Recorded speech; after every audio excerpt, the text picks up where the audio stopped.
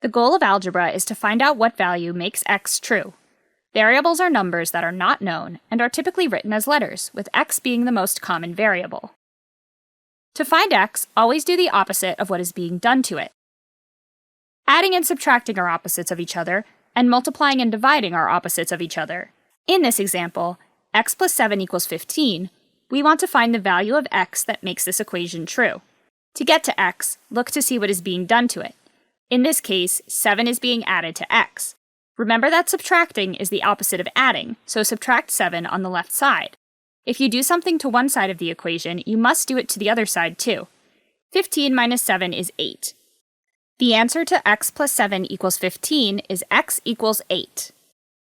To check that you did your work correctly, you can plug your answer back in for x. If you put 8 in this equation, you get 8 plus 7 is 15, which is true.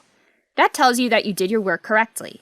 If you ever plug in your answers and get something that isn't true, you have not solved the problem correctly and will need to rework it. In this example, x minus 5 equals 12. Since the opposite of subtraction is addition, you will add 5 to both sides.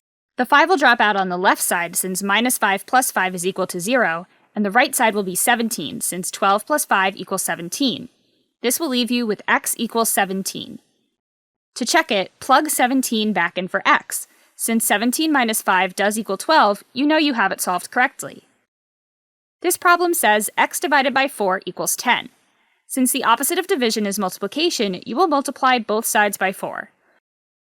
The 4's will drop out on the left side because they equal 1 when multiplied together, and the right side will equal 40 since 10 times 4 equals 40.